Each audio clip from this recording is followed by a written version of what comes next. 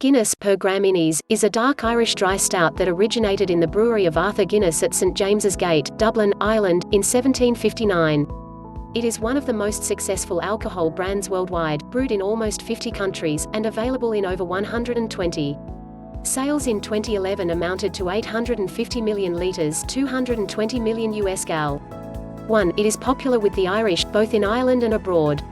In spite of declining consumption since 2001, it is still the best-selling alcoholic drink in Ireland. 4. Where Guinness & Co. Brewery makes almost €2 billion worth of beer annually. The Guinness Storehouse is a tourist attraction at St James's Gate Brewery in Dublin, Ireland. Since opening in 2000, it has received over 20 million visitors. Guinness's flavour derives from malted barley and roasted unmalted barley, a relatively modern development, not becoming part of the grist until the mid-20th century. For many years, a portion of aged brew was blended with freshly brewed beer to give a sharp lactic acid flavor. Although Guinness's palate still features a characteristic tang, the company has refused to confirm whether this type of blending still occurs. The draft beer's thick, creamy head comes from mixing the beer with nitrogen and carbon dioxide. The company moved its headquarters to London at the beginning of the Anglo-Irish Trade War in 1932. In 1997, Guinness plc merged with Grand Metropolitan to form the British multinational alcoholic drinks producer Diageo plc, based in London. History. See also, Guinness family. Sign at the Market Street entrance of the St James's Gate Brewery in Dublin, Ireland. Crane Street Gate. Guinness Brewery in Dublin, Ireland. Arthur Guinness started brewing ales in 1759 at the St James's Gate Brewery, Dublin. On 31 December 1759, he signed a 9,000-year lease at £45 per annum for the unused brewery. 10 years later, on 19 May 1769, Guinness first exported his ale. He shipped 6.5 barrels to Great Britain. Arthur Guinness started selling the dark beer porter in 1778. The first Guinness beers to use the term were single stout and double stout in the 1840s. Throughout the bulk of its history, Guinness produced only 3 variations of a single beer type: porter or single stout, double or extra, and foreign stout for export. Stout originally referred to a beer's strength, but eventually shifted meaning toward body and color. Porter was also referred to as plain, as mentioned in the famous refrain of Flann O'Brien's poem, The Workman's Friend, "A pint of plain is your only man." Already one of the top 3 British and Irish brewers, Guinness's sales soared from 350,000 barrels in 1868 to 779,000 barrels in 1876. In October 1886, Guinness became a public company, and was averaging sales of 1.138 million barrels a year. This was despite the brewery's refusal to either advertise or offer its beer at a discount. Even though Guinness owned no public houses, the company was valued at £6 million and shares were 20 times oversubscribed, with share prices rising to a 60% premium on the first day of trading. The breweries pioneered several quality control efforts. The brewery hired the statistician William Seeley Gossett in 1899, who achieved lasting fame under the pseudonym Student for techniques developed for Guinness, particularly Student's tea distribution and the even more commonly known Student's tea test. By 1900, the brewery was operating unparalleled welfare schemes for its 5,000 employees. By 1907, the welfare schemes were costing the brewery £40,000 a year, which was 1/5 of the total wages bill.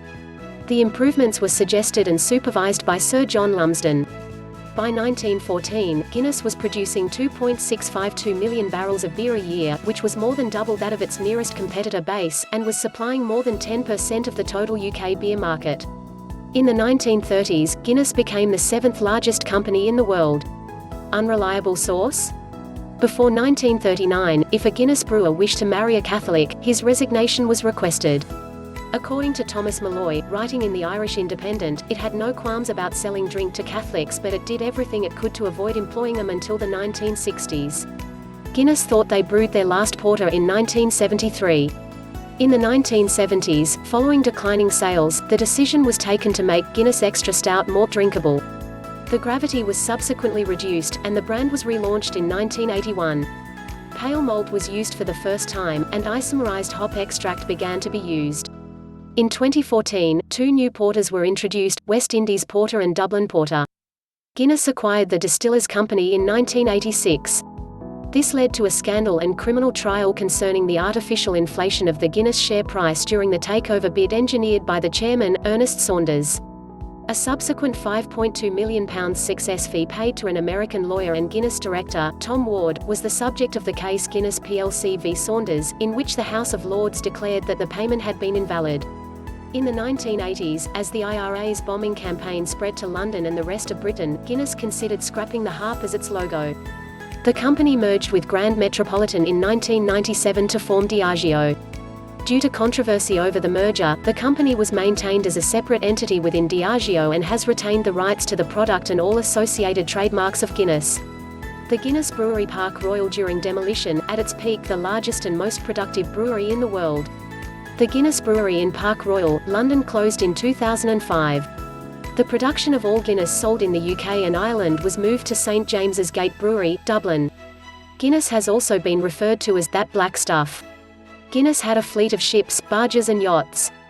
The Irish Sunday Independent newspaper reported on 17 June 2007 that Diageo intended to close the historic St James's Gate plant in Dublin and move to a greenfield site on the outskirts of the city. This news caused some controversy when it was announced. The following day, the Irish Daily Mail ran a follow-up story with a double-page spread complete with images and a history of the plant since 1759. Initially, Diageo said that talk of a move was pure speculation, but in the face of mounting speculation in the wake of the Sunday Independent article, the company confirmed that it is undertaking a significant review of its operations. This review was largely due to the efforts of the company's ongoing drive to reduce the environmental impact of brewing at the St James's Gate plant. On 23 November 2007, an article appeared in the Evening Herald, a Dublin newspaper, stating that the Dublin City Council, in the best interests of the City of Dublin, had put forward a motion to prevent planning permission ever being granted for development of the site, thus making it very difficult for Diageo to sell off the site for residential development.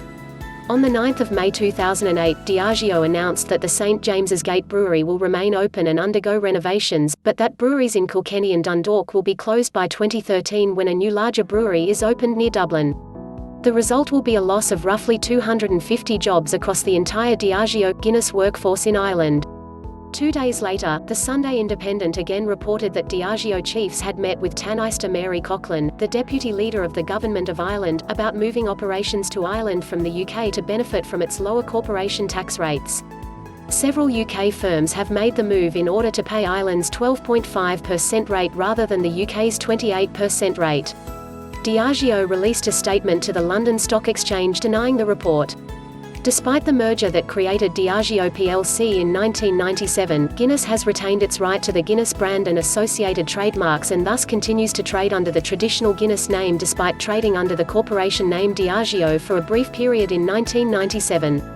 In November 2015 it was announced that Guinness are planning to make their beer suitable for consumption by vegetarians and vegans by the end of 2016 through the introduction of a new filtration process at their existing Guinness brewery that avoids the need to use isinglass from fish bladders to filter out yeast particles. This went into effect in 2017, per the company's FAQ webpage where they state, "Our new filtration process has removed the use of isinglass as a means of filtration and vegans can now enjoy a pint of Guinness.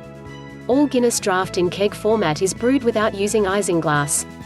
Full distribution of bottle and can formats will be in place by the end of 2017, so until then, our advice to vegans is to consume the product from the keg format only for now."